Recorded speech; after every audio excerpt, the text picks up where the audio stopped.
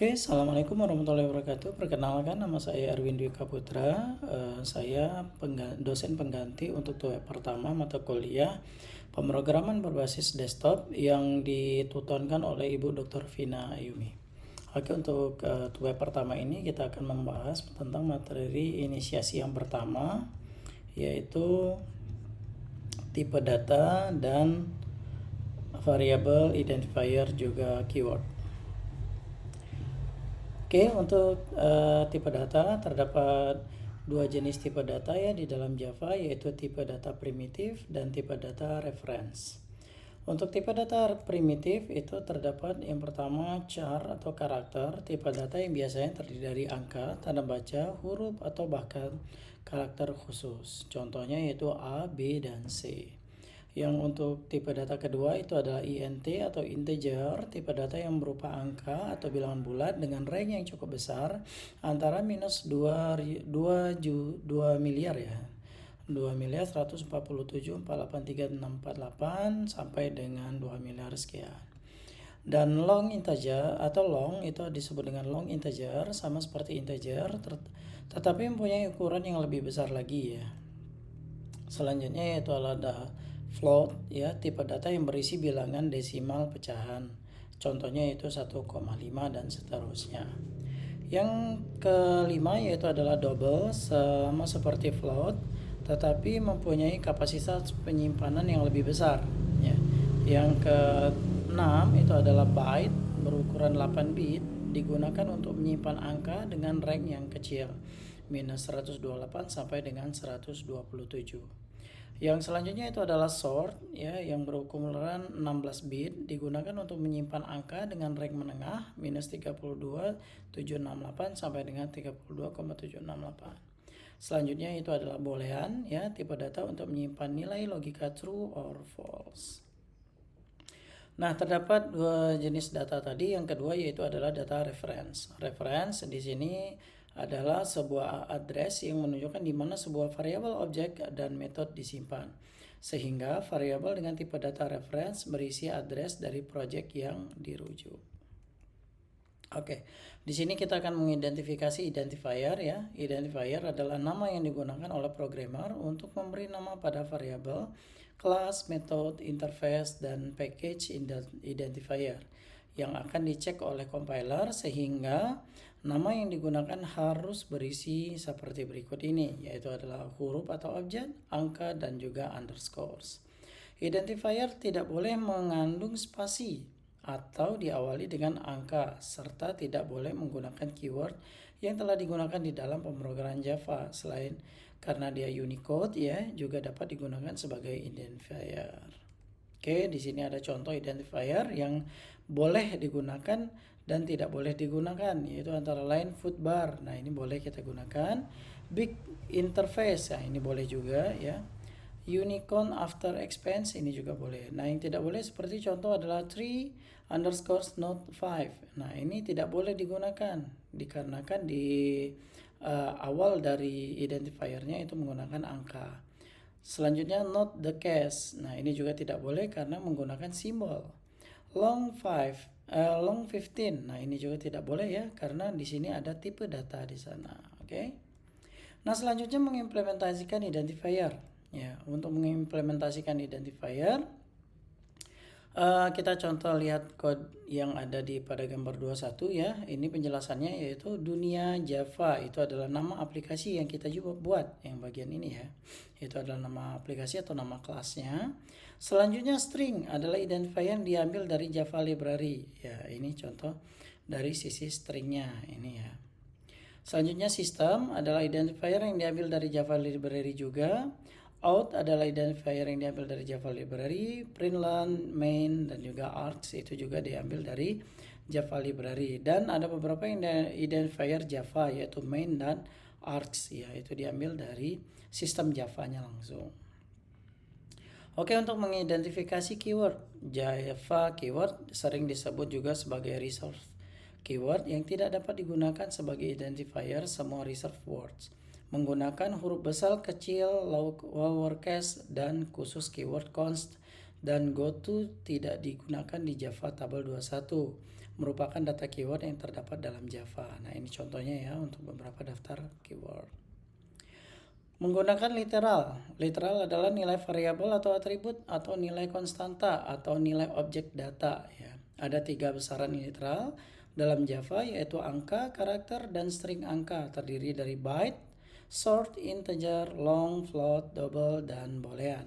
Dia anggap angka true sama dengan 1 atau false sama dengan 0. Dalam penggunaannya, literal tidak bisa diletakkan di sebelah kiri pada proses assignment. Ya. Ini contohnya yaitu M di sini adalah karakter literal, 42 itu adalah integer literal, dan seterusnya. Oke. Selanjutnya mengidentifikasi variabel. Java dikenal dengan bahasa pemrograman yang bersifat strongly typed. Artinya semua variabel yang dideklarasikan harus disertai dengan tipe data. Jika terjadi sebaliknya maka akan ada kesalahan error pada proses kompilasi. Nah, dalam bahasa Java terdapat 3 jenis variabel ya yang dapat dikategorikan berdasarkan jangkauan ruang lingkupnya. Yaitu yang pertama adalah variabel lokal, variabel yang dideklarasikan dalam sebuah lingkup kecil. Seperti contohnya adalah method, konstruktor, dan juga blocks disebut sebagai variabel lokal. Sebagai contoh, setiap variabel yang dideklarasikan dalam metode disebut variabel lokal terhadap metode dan hanya bisa diakses dalam sebuah metode. Contoh penggunaan variabel lokal ini terdapat pada gambar 22 ini ya. Nah, di sini dicontohkan bahwa integer umur 21. Nah, ini disebut dengan variabel lokal. Oke, selanjutnya instance variable. Variabel yang dideklarasikan dalam sebuah kelas tetapi di luar metode Java adalah bahasa pemrograman berbasis objek setiap menulis kode program Java. Secara tidak langsung sudah membuat kelas pendeklarasian variabel langsung di dalam kelasnya tanpa dibungkus metode sering disebut dengan instance variable. Instance variable juga dapat diberi kelas modifiernya masing-masing. Nah, ini contohnya adalah di dalam string nama Budi. Nah, di sini kita akan membuat sebuah instance variable yang nantinya akan langsung dipanggil di dalam string args gitu ya. Jadi tidak perlu penamaan atau pemanggilan lagi. Oke. Selanjutnya static variable. Static variable yang dideklarasikan dengan keyword static biasanya digunakan untuk mendeklarasikan yang bersifat live, yang artinya variabel ini dapat diakses langsung tanpa membuat objek dari kelas tersebut. Nah, di sini dicontohkan pada gambar 24 ya. Di sini terdapat static variable ya, di mana di sini akan menampilkan nilai umur ya. Nah, selanjutnya di dalam static variable di sini akan kita membuat nilai main atau nilai public main yang setelah dipanggil pada variabel umur dan juga nama ya. Di sini tipe datanya integer dan string. Itu telah dipanggil umurnya umur dan nama gitu ya. Dan di sini akan dilakukan plus atau plus 1 jika nilainya sama gitu ya. Nah, di sini akan menampilkan nilai main A dan juga nilai main B. Oke. Maka nilai yang muncul adalah umur 22, namun malah yang muncul adalah 23. Kenapa? Dikarenakan di sini ada umur plus gitu ya. Oke, selanjutnya mendeklarasikan variabel. Dalam Java ada beberapa contoh untuk mendeklarasikan salah satu atau lebih variabel. Berikut adalah sintaks dasar mendeklarasikan variabel ya. Sintaksnya yaitu adalah tipe data nama variabel, tipe data di sini, dan contoh integer bilangan dan seterusnya. Oke, mengidentifikasi operator. Operator adalah simbol khusus yang menyajikan operator khusus pada 1, 2, atau 3 operan dan mengembalikan hasilnya. Jenis-jenis operator dalam Java yaitu adalah penjumlahan, pengurangan, perkalian, pembagian, modulus atau sisa bagi, increments atau menaikkan nilai dengan nilai 1, decrement menurunkan nilai dengan nilai 1. Selanjutnya adalah operator relasional ya. Di dalam untuk membandingkan 2 atau lebih nilai variabel atau operan atau lebih digunakan operator relasional. Nah, di sini contohnya adalah sama dengan, tidak sama dengan, lebih besar, lebih kecil, lebih besar atau sama dengan, dan juga lebih kecil atau sama dengan. Nah, selanjutnya adalah operator kondisional ya. Di dalam operator kondisional di sini ada beberapa yaitu ya disebut juga dengan operator logik ya. Di sini ada operan and, operasi OR, XOR, dan juga operasi NOT atau negasi. Nah, di sini ada kemungkinan atau aturan yang berlaku. Jika nilai true, maka nilai n-nya adalah true, nilai OR-nya adalah true, nilai XOR-nya adalah false, dan juga nilai operan NOT atau negasinya adalah false, dan seterusnya. Oke, untuk mengidentifikasi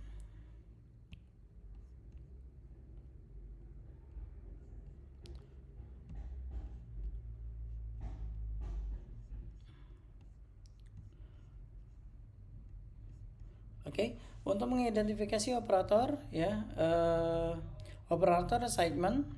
Operator assignment dalam Java digunakan untuk memberi nilai ke sebuah variabel. Operator assignment berupa simbol di samping ini ya, di samping tabel 28 adalah shortcut assignment operator yang penting. Daftar lengkapnya kita dapat di tabel 28 dan juga memperlihatkan prioritas dalam penggunaannya yaitu di tabel 29 ini gitu ya.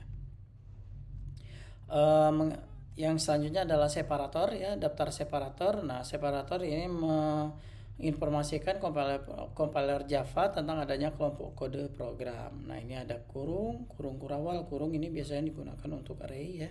Kurung siku ini digunakan untuk array contohnya. Sedangkan kurung itu adalah parameter metode. Kurung kurawal itu biasanya nilai-nilai dalam suatu array. Titik koma itu adalah pernyataan, koma itu adalah identifier di bagian deklarasi variabel, dan titik itu adalah nama-nama package. Ya, di dalam menggunakan variabel dalam kelas, objek, dan metode. Nah, kelas adalah atau untuk menciptakan suatu objek. Objek dalam pemrograman adalah sebuah variabel yang merupakan instance dari kelas instance. Bisa diartikan sebagai wujud dari kelas. Nah, di sini dicontohkan ada kelas manusia yang diisi oleh objek, data atau nama string atau umur, dan juga integer. Membuat kelas ya di dalam sebuah kelas. Nah, untuk membuat kelas dalam Java menggunakan struktur seperti yang ada pada tabel gambar 25 ini. Nah, di sini ada public class disebut dengan myProgram. Nah, di sini ada variabel jumlah dengan tipe data integer dan akan ditampilkan di dalam sebuah metode ya. Di sini kita akan membuat sebuah objek ya, contohkan seperti disebut sebelumnya, kelas menyediakan blueprint untuk objek. Jadi pada dasarnya sebuah objek dibuat dari kelas pada pemrograman. Nah, ini adalah objek, nama kelasnya apa, nama objeknya apa, dan new kelasnya seperti apa. Oke. Membuat kelas menggunakan NetBeans. Untuk membuat kelas menggunakan NetBeans, silakan ikuti langkah pada modul yang sudah ada. Oke. Nah, untuk materi inisiasi yang pertama di aktivitas belajar 2 itu sudah kita bahas. Selanjutnya kita masuk di materi inisiasi aktivitas belajar ketiga.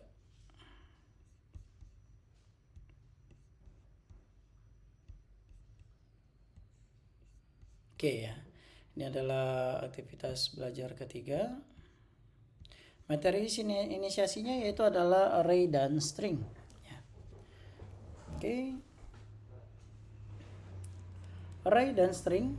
Array yang pertama kita akan bahas tentang array ya. Adalah sebuah struktur data yang memuat data dengan tipe yang sama. Ukuran array bersifat tetap. Artinya array akan mempunyai ukuran sama sejak pertama kali dibuat. Array dalam Java adalah objek disebut juga sebagai tipe referensi. Sedangkan elemen dalam array Java bisa primitif ataupun referensi. Nah, ini contohnya di dalam gambar 31. Di sini terdapat nilai ke-1, nilai keduanya sampai ke nilai ke n. Itu merupakan alamat ke-1, alamat kedua, dan nilai ke n. Sedangkan indeksnya itu dimulai dari 0 jika array ya. Jadi indeks 0, 1, dan sampai dengan ke n.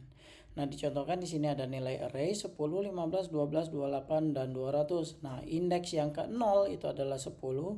Indeks yang keempat itu adalah 200. Tetapi panjang array-nya di sini adalah 5 elemen data. Oke. Array satu dimensi sebagaimana disebut objek array harus diciptakan dengan menggunakan kata reserve new. Bentuk umum pendeklarasikan array dalam Java adalah sebagai berikut. Nah, di sini dicontohkan ya untuk public class array ya. Di sini ada dicontohkan ada variabel jumlah hari dengan nilai tipe datanya integer diisi dengan data array. Nah, di sini diisi dengan 31, 29, 31 dan 30. Oke, selanjutnya kita akan menampilkan nilai bulan Januari memiliki plus jumlah hari yang ke-0 plus dan harinya. Itu ya. Nah, untuk array 2 dimensi secara logika array 2 dimensi serupa dengan array 1 dimensi, akan tetapi array 2 dimensi biasanya digunakan untuk penyajian data dalam bentuk tabel atau dalam bentuk matriks. Cara pendeklarasiannya hampir sama dengan array 1 dimensi, hanya berbeda pada banyaknya kurung siku yang digunakan, yaitu 2 kurung siku. Nah, kalau di dalam array 2 dimensi kita menggunakan 2 kurung siku. Dicontohkan di sini terdapat variabel dengan nama nilai ya.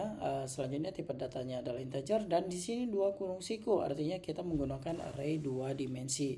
Di mana nilai array 2 dimensinya, yaitu yang pertama array 1 dimensi pertamanya yaitu adalah 10 dan 12, dan array dimensi keduanya yaitu adalah 11 dan 14. Nah, di sini akan dilakukan perulangan untuk menampilkan nilai IJ plus dengan perulangan yang ada. Maka dia akan menampilkan nilai 10, 12 dan juga 11, 14. Mengidentifikasikan string ya. String adalah kelas yang menangani deretan karakter. Kelas ini mendukung sejumlah metode yang sangat berguna untuk memanipulasi string, misalnya untuk mengonversi setiap huruf kecil menjadi huruf besar ataupun sebaliknya. Untuk memperoleh banyaknya karakter dan sebagainya, string merupakan kelas yang terdapat pada library. Ini dicontohkan pada gambar 37 ya. Di sini terdapat array string dengan tipe data nama.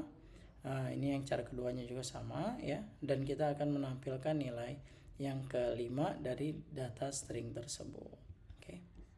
Mengidentifikasi string. Nah, di sini dicontohkan untuk mengidentifikasi string ya, dicontohkan di sini terdapat beberapa array data ke-0 sampai dengan data ke-5. Di data ke-0 itu 64 sampai dengan 69. Nah, maka hasil yang akan dijalankan oleh program ya, di sini dinyatakan nilai string S1 itu adalah selamat pagi, maka kita akan menampilkan nilai S1-nya adalah selamat pagi berdasarkan data array yang sudah ada. Oke. Metode pada array dan string. Metode pada Java adalah kumpulan pernyataan yang dikelompokkan bersama-sama untuk melakukan operasi.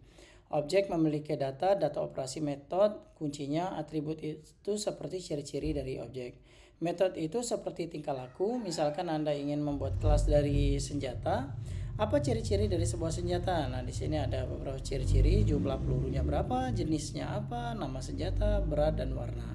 Lalu apa tingkah laku operasi yang dilakukan, yaitu adalah tembak, lempar, kurangi peluru dan juga pengisian ulang.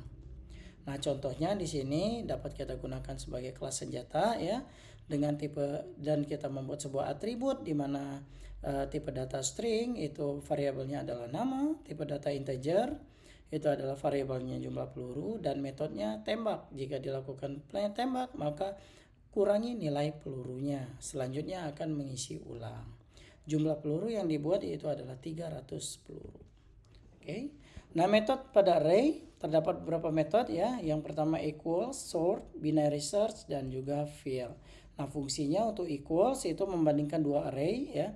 Sort itu pengurutan sorting elemen array. Binary search itu mencari sebuah nilai array. Metode fill itu difungsikan untuk diberikan pada array tertentu.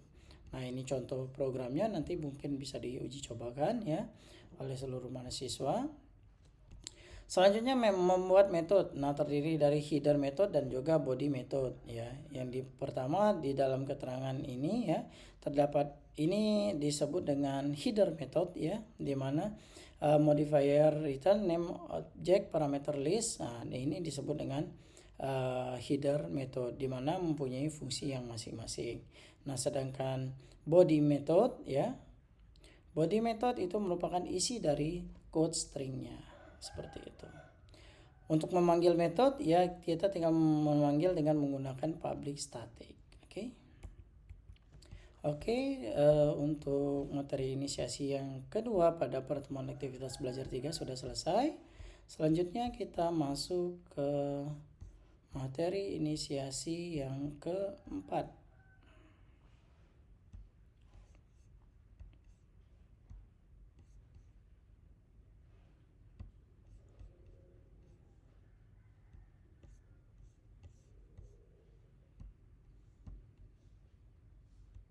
Oke, struktur keputusan dan struktur perulangan. Nah, ini termasuk di dalam sebuah tugas ya. Oke, untuk struktur keputusan, struktur if, percabangan if adalah percabangan yang hanya memiliki satu pilihan. Artinya pilihan di dalam if hanya akan dikerjakan kalau kondisinya benar saja. Jika salah, tidak akan melakukan apa-apa. Artinya lanjut dengan eksekusi perintah selanjutnya. Nah, di sini dicontohkan ya. Terdapat sebuah gambar struktur if. Jika kondisinya benar, maka akan menampilkan pernyataan yang diinginkan. Jika salah, ya sudah selesai begitu saja. Oke. Nah, dicontohkan di sini terdapat integer atau tipe data usia dengan tipe data integer dengan variabel usia yaitu isinya 20. Jika nilai variabel usia lebih dari 18, maka tampilkan lebih dari 18 gitu. Oke. Selanjutnya struktur if else. Nah, struktur if else ini mempunyai pilihan alternatif kalau kondisinya salah gitu ya. Di sini terdapat bagan ya. Jika kondisinya benar, maka dia akan menampilkan pernyataan yang pertama. Jika salah, maka akan menampilkan pernyataan yang kedua. Oke, untuk code-nya itu hampir sama, hanya saja ditambahkan else di sini. Oke, struktur if else if. Nah, di sini terdapat if di dalam if setelah else gitu. Jika logikanya adalah jika bentuk strukturnya pernyataan yang pertama atau syarat yang pertama itu benar, maka dia akan ditanyakan kembali syarat yang kedua. Syarat yang kedua apakah benar atau tidak. Nah, jika perintahnya benar, maka dia akan menyelesaikan perintah tersebut. Jika salah, maka perintah tersebut akan dikeluarkan juga gitu ya. Nah, selanjutnya akan ada syarat yang ketiga dan seterusnya. Jadi sebanyak apapun else if-nya, maka syarat-syarat yang akan ditanyakan itu berlaku sama gitu. Nested if. Nah, ini berbeda ya di dalam nested if. Ini maksudnya adalah if di dalam if gitu. Jadi if-nya bersarang gitu ya. Jadi kita bisa membuat sebuah logic ya di dalam sebuah logic kembali. Nah, dicontohkan di sini jika angka ya persen 2 sama-sama dengan 0. Nah, selanjutnya kita akan memberikan syarat yang kedua yaitu adalah jika angka lebih besar 10 baru dilakukan running. Jika tidak dan selanjutnya gitu. Nah, menggunakan operator logika dalam percabangan. Nah, dalam percabangan atau if juga dapat menggunakan operasi logika gitu ya. Dicontohkan di sini digunakan untuk membangun sebuah ekspresi yang digunakan sebagai kondisi dalam struktur kondisional. Penggunaan operator logika dalam struktur kondisional sederhana. Nah, dicontohkan di sini ya, nilainya adalah boolean tipe datanya, sim dan stnk jika nilainya false dan true. Nah, jika sim, nah operator logikanya itu adalah sama-sama dengan true, dan juga jika stnk sama-sama dengan true, maka tampilkan nilainya gitu ya. Jadi di dalam if itu juga bisa kita tempatkan nilai operator logika gitu. Oke, untuk materi inisiasi yang keempat ya, pada aktivitas belajar 4 sudah selesai. Kita lanjut ke aktivitas belajar yang kelima. Oke. Aktivitas belajar yang kelima yaitu adalah struktur keputusan dan struktur perulangan. Oke. Oke. Struktur keputusan ya, di sini menggunakan switch case. Nah, percabangan switch case sebenarnya adalah merupakan bentuk lain dari if else tadi yang sebelumnya saya jelaskan. Akan tetapi statement yang dirancang khusus untuk pengembalian keputusan yang melibatkan banyak alternatif pilihan yang akan dieksekusi. Nah, jadi perbedaannya di dalam switch case dan if itu terdapat pada nilai defaultnya. Nah, nilai default dan juga nilai breaknya gitu ya. Jadi jika di if itu kita akan menanyakan bagaimana syarat yang harus dipenuhi. Nah, di dalam switch case itu akan menampilkan variabelnya dulu. Jadi nilai variabel yang akan ditampilkan plus case-nya itu apa. Nah, syaratnya apa untuk menampilkan nilai yang akan kita tampilkan gitu. Oke. Untuk materi inisiasi yang aktivitas belajar 5 sepertinya selesai. Itu hanya batas switch case ya. Oke, sebentar kita cek. Oh iya benar. Ini hanya membahas tentang switch case saja. Oke, selanjutnya materi inisiasi yang ke-6.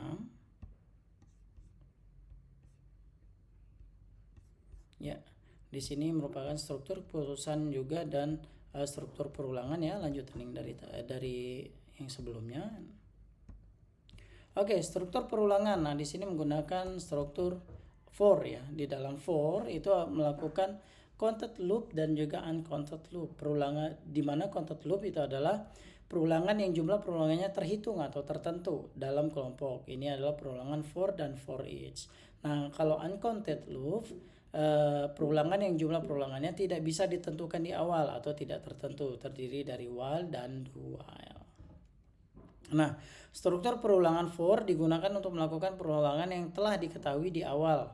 Berapa kali banyak perulangan yang akan dikerjakan. Perulangan for dianggap sebagai perulangan yang paling mudah dipahami ya, karena kondisinya itu sudah diberikan di awal gitu ya. Nah, ini contoh perulangan dari for ya. For each. Nah, for each ini adalah untuk menampilkan isi dari array untuk mulai perulangan for each pada Java. Nah, jadi kalau di dalam for each ini kita akan memberikan nilai array ya. Jadi kalau untuk for biasa itu tidak bisa memasukkan nilai array. Oke, struktur perulangan pada while ya. Struktur perulangan pada while ini perulangan yang melakukan pemeriksaan kondisi di awal blok diagram. Perulangan yang akan dilakukan jika kondisi didefinisikan terpenuhi. Nah, ini bedanya dengan for. Jadi dia akan mendefinisikan nilai yang akan kita cek itu seperti apa. Syaratnya apakah terpenuhi atau tidak, maka dia akan melakukan perulangan tersebut. Jika syaratnya tidak terpenuhi, maka nilainya akan diberhentikan. Dual juga merupakan modifikasi dari perulangan while ya, ini dengan memindahkan posisi pemeriksaan kondisi ke akhir perulangan. Nah, di sini jadi kita akan memberikan nilai yang akan kita tampilkan terlebih dahulu, setelah itu memberikan syarat apa yang akan kita lakukan perulangannya. Oke. Untuk materi inisiasi ke-6 juga sudah selesai. Pada perkuliahan kali ini untuk web yang pertama ini mulai dari materi inisiasi yang pertama dan materi inisiasi yang ke-6 dari aktivitas belajar pertama dan sampai dengan aktivitas belajar ke-6 kepada seluruh mahasiswa itu diharapkan dari Ibu Dr. Vina Ayumi segera menyelesaikan tugas yang telah diberikan pada e-learningnya ya, di mana tugas tersebut terdapat pada aktivitas belajar keempat. Nah, pada tugas tersebut ya ini diberikan waktu sampai tanggal 3 November dan di sini kami cek bahwa seluruh mahasiswa belum mengerjakan tugas yang telah diberikan. Silakan kepada seluruh mahasiswa menyelesaikan tugas tersebut. Untuk diskusi itu hanya sekadar pembahasan jika mahasiswa ada pertanyaan dari tugas maupun materi yang tidak mengerti. Oke, cukup sekian dari saya. Wassalamualaikum warahmatullahi wabarakatuh.